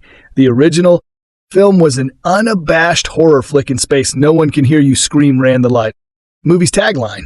But while its sequels and side projects have all retained some of that alien DNA, if you will, some pushed further into other genres. Aliens was as much an act romp as horrorist. Prometheus and Alien Covenant were both plenty gross, but dipped their xenomorph toes into sci-fi. Speculation: Alien Romulus marks a return to its roots while staying true to the act. Sometimes muddy alien canon. This is a straight-up horror flick, full stop, and while it can't equal the original shock and awe, it tries to make up for that in its pure, unrelenting carnage. The movie has more going for it. Of course, we do care about Rain, and Andy in the film does encourage some thought as it dashes down the furrowing corridors of its space station. The film uses Remus and Romulus, the legendary twins of Roman mythology, as in the no reference to point to the movie's larger themes. It is said that Romulus, after all, killed his brother, setting Rome on its bloody historical path. The film suggests that humans and aliens may be locked in a similar contest of sorts, one where only the fittest and most ruthless will survive. So perhaps it's fitting that Alien Romulus, like its xenomorph, shows no mercy. It has some strong moments and memorable scenes, but it's ruthless late. Stage pace and preoccupation with gore can leave viewers less exhilarated and more exhausted, and ultimately a bit numb to it all. Alien Romulus turns some of its characters into bloodied pulps, and it just might make some viewers feel about the same. More details. A common refrain in Alien Romulus, the latest installment in the horror action franchise from director co-writer Fede Álvarez: don't breathe. 2013's Evil Dead is to do what's best for the company. That company in question is Weyne-Yutani, the conglomerate of the future, whose greed and curiosity have led to xenomorph murders on all manner of misguided space quests. However, in a larger sense, Alien Romulus is also doing what's best for its company. 20th Century Studios, as the first film from the studio since its acquisition by the Walt Disney Company, as the 7th film in this franchise over the course of almost 50 years. It's understandable that the company would want this series to continue for years to come, while also reminding audiences what they love about this world. The problem is that Alien Romulus clearly has larger ambitions in mind, yet it gets stuck in nostalgia for the past that overwhelms the more interesting concepts at hand. Romulus takes us to a star mining colony owned by Weyland-Yutani, where we meet Cailee Spaeny, who is struggling to get released from her contract. She thought she was free to go, but her quotas have been upped, and now she'll be relegated to the mines for 5-6 years. The same mines that her parents died in. All Rain has left is her synthetic android brother, Andy Ryan's David Jonsson, who is beginning to malfunction, feeling trapped. And hopeless Rain meets with a group of friends and fellow young space colonizers who have a plan to get out of their terrible situation. They found an abandoned space station nearby with abandoned hypersleep chambers. So all they need is to capture these units, and they can cryo-sleep their way to someplace better. The planet Ayaga on the colony. Rain has never even seen the sun, but Ayaga, she can finally see the sun that she only dreams about. Rain and Andy, along with Tyler, Archie, Reox, K, Isabella, Merard, Bjorn, Spike, FN, and Navarro, A, and Wu head to the space station for what should be a quick mission.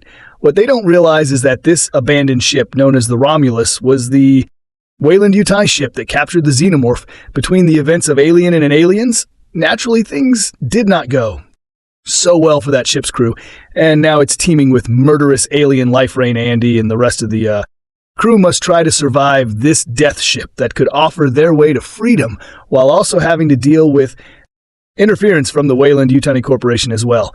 Romulus, which Álvarez co-wrote with his Evil Dead and Don't Breathe collaborator Rodo, has a promising start, focusing on the working-class crews that way, and Yutani uses for their own means. The mining colony is a stark place full of discontented workers trapped in space with no sun, just trying to scrape by. The Alien franchise has often put these workers at the forefront, but getting to see the dregs of their situation and the desperation to get out only heightens what we know about these types of characters in these films. It's an intriguing side of this futuristic world to show. But unfortunately, Romulus soon loses this exploration of capitalism and how companies thrive on the backs of their workers to move into a more conventional direction for this series. Once this crew gets on board the Romulus, the film often falls into playing out like a greatest hits of the Alien franchise. Álvarez and Sayagues do a decent job of mixing the franchise's horror with action, and this leads to some strong set pieces, like one that involves avoiding xenomorph acid in an anti-gravity.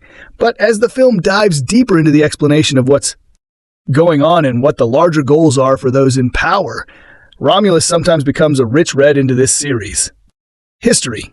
Even the oft-maligned Prometheus gets a quick shout-out and a needle drop that uses the film score.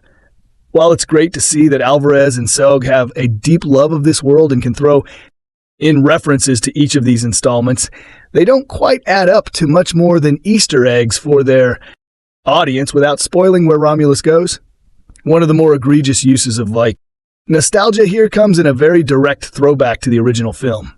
This Alien callback features some awkward CGI and heavily borrows from what we already know about this world, rather than creating its own antagonistic force outside of the titular aliens. Álvarez and Sayagues are using this film to bridge the events of Alien and Aliens, and that's fine, but it does so by borrowing from the past instead of allowing this story to create its own self-contained narrative beyond the initial surprise of this reveal. It's a more than questionable choice that makes this feel like a footnote to Alien instead of its own story. But Álvarez, along with cinematographer Gallo Oliver's Gretel and Hansel, find a smart look for this film, creating a lived-in vibe that feels both futuristic and outdated.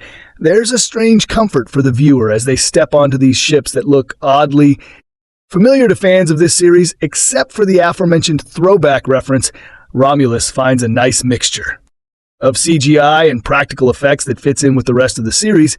It results in some smart action sequences that are unlike anything we've ever seen before in this world, especially in this film's third act. Álvarez's talents as a horror director start to shine. Romulus starts strong with this exploration of the lower class, drags in the middle with its reference-heavy focus, and then picks itself up a bit in its bonkers finale. Álvarez utilizes his horror background to build the film's unbearable discomfort, the proximity of characters to the camera, and generally get under your skin again. The conclusion is very much an extended homage to Alien in many ways, but finds a way to leave its own impression on this series instead of leaning on what came before it, Romulus. Best moments allow Álvarez to play within his horror wheelhouse, creating his own horror story within this universe in a way that these movies haven't embraced fully since the original. Romulus also works because of its cast, particularly Spy and Jonsson. Their dynamic shifts and changes as the film goes along, from lifelong friends to questioning each other's motivations and everywhere in between. Spy's reign is clever, always aware of the nightmare she's in, but also of the nightmare she'll be trapped in when, if she gets back to the colony, Reign is essentially our Ripley surrogate. However, while C. Weaver played this lead role with intense assuredness and strength, Spee's fear and uncertainty of how to act adds an interesting layer to this type of character. But it's Jonsson who is the star of this show, playing Andy as an android who has to balance what is best for his closest friend and what is right for the company he was made for, as the humans he's stuck with make questionable choices, and he takes emotion out of the equation, counterbalancing the stupid decisions the humans can't help but lean towards with their hearts and consciences, because Andy is balancing between humanity and his android impulses. We get a character who goes from being genuinely uncertain about his place in this world to terrifyingly focused on his quest. Jonsson plays this dynamic beautifully, creating a character that we are immediately drawn to, then find ourselves in Reign's shoes, having to reckon with what he's becoming. The synthetic android in these movies have always made some of the most compelling characters, such as Ian Holmes, Ash, and Michael Fassbender, David, and Jonsson, more than makes himself a great continuation of this lineage of actors. Alien. Romulus has plenty of its own solid ideas on how to build this world in ways we haven't seen before. But it's a shame that a strong opening and ending are bookmarking a film that's stuck in so many decades of callbacks and reminders of this franchise's past. If anything, the Alien movies are so interesting because of their insular nature, where filmmakers can try their own things for better or for worse in an intriguing environment while trying to reference these other installments isn't inherently a bad idea. It often undermines the unique concepts that Romulus seemingly wants to explore. Alien Romulus proves that for the Alien franchise to move forward, it might have to quit looking backwards so much. Alien Ron was by far my most anticipated movie of the year. The Alien franchise has been near and dear to my heart since some of my earliest memories. I may have been far too young when I first saw the original movie, but I was so captivated by its atmosphere and creature design that I will never forget. First popping in that VHS, later I would see Aliens and Alien versus Predator, and despite having some criticisms of both, I still love them. Even the less well-received movies in the series make me feel a sense of nostalgia, only rivaled by Godzilla Alien. Romulus keeps this trend up, but do I love it as much as the original Romulus?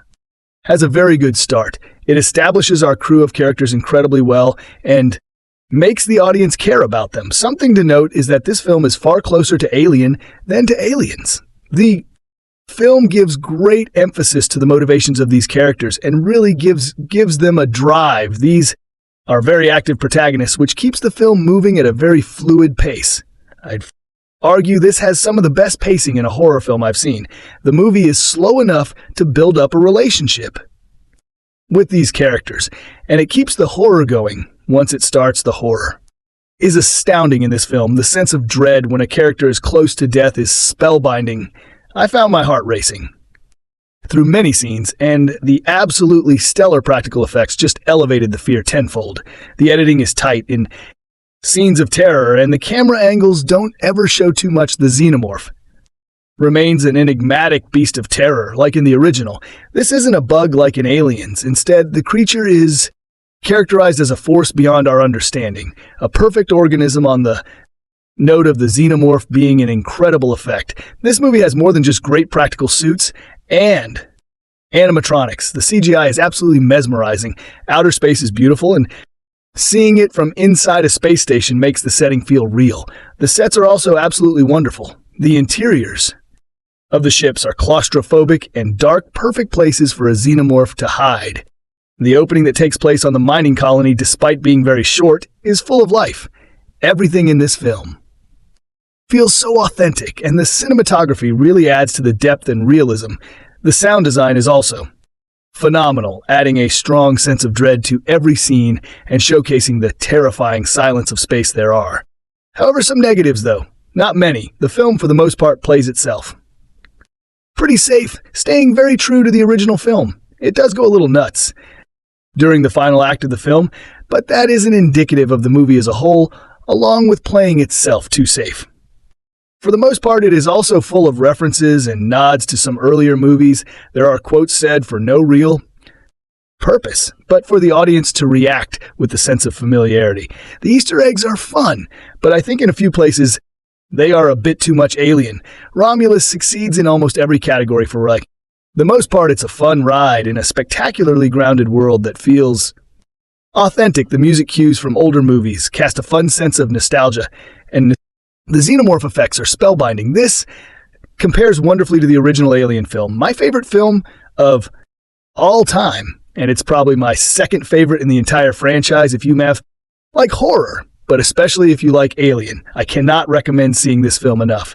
This film, directed by Fede Álvarez, written by Fede Álvarez, Rodo, produced by Ridley Scott, Michael Pruss, Walter Hill, starring Cailee Spaeny, David Jonsson, Archie Renaux, Isabella Merced, Spike FNA, and Woe.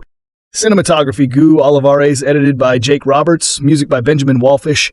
Production companies, Scott Free Productions, Brandywine, distributed by 20th Century Studios. Release dates: August 12th, 2024 in Los Angeles, August 16th, 2024 in United States. Running time, 119 minutes. Country, United States. Language, English. Budget, $80 million. Box office, $18.2 million. So guys, this is the review of Alien Romulus movie and some information about it. How do you like our today's video? Please let us know by commenting, and if you like this video, please share, and thanks for watching.